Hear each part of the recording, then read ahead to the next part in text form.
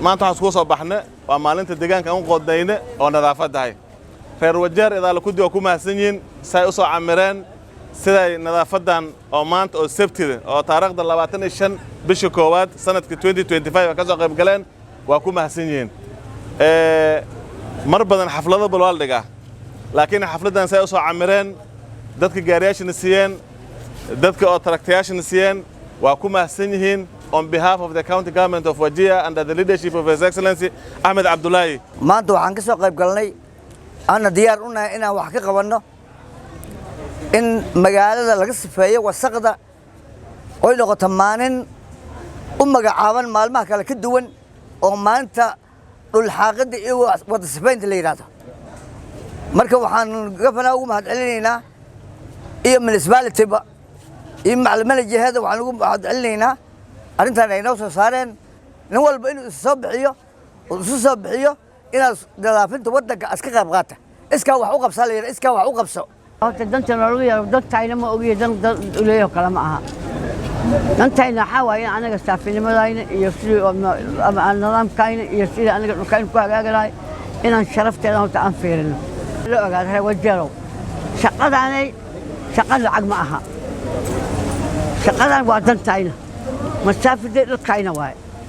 سافرين من أنا قلنا رنته محن مرينا مقا شيء حفيز كأب اللودي وحكي بين كل عي أموات بالليل أما مستعد لقينا على ما أكل فحنا يلا سافرين ما أول نعود كاين وحقوق بدناي شافوا هيك مقاييس فيها وين المقالة على سجرينا سديت الجيت ذاتها يا دلوا الجيتها يا دلوات الجيتها دول كاين وين أنا شقينا وين وحكي قبلنا maanta waxaan u taaganahay maanta nadaafada Wajeer maanta county-ga u qodaysay in maartay laga dhiga maalinta nadaafada waxaan ugu baaqaynaa shacabka inay soo bixiyaan oo gacan siiyaan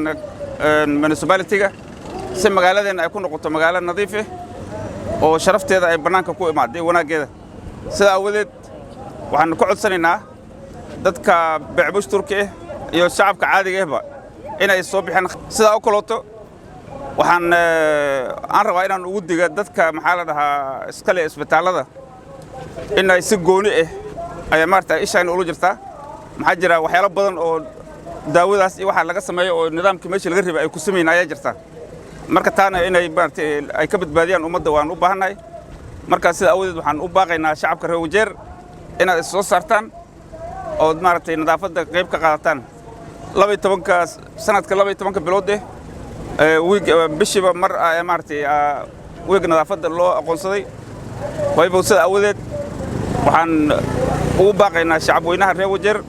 inay soo saaraan oo nadaafada qayb weyn ka qaadataan magacaygu waa Weyshuuma Faaduma Fiile waxaan yahay member county assembly of Wajeer county maanta halkan waxaan yahay agaasimaha hay'adda WIFO halkan maanta waxaan iskugu imaanay cleaning up campaign led by our municipality Umar Shano marka ugu horta nadaafada waxay ka bilaabataa jirkaada ka bilaabataa ka damba your compound meesha joogta nadaafada aad bay maaragtay muhiim u tahay nadaafada waxa waaya diinta islaamka nadaafada waxay ka sheegtay inay nadaafada diinta barkeed u yahay halkan maanta waxaan u joognaa inaan nadaafada cleaning up campaign kan u joognaa umada bulshada Wajeer ku nool waxa ugu boogaaginaya inay markay ay nadaafada ay sameynayeen ay ku shubaan meelaha qashimaha la dhidhiga ay ku shubaan aan ugu boogaaginaya hal xooro walidaha county-ga municipality-ga ka shaqeeya nadaafada in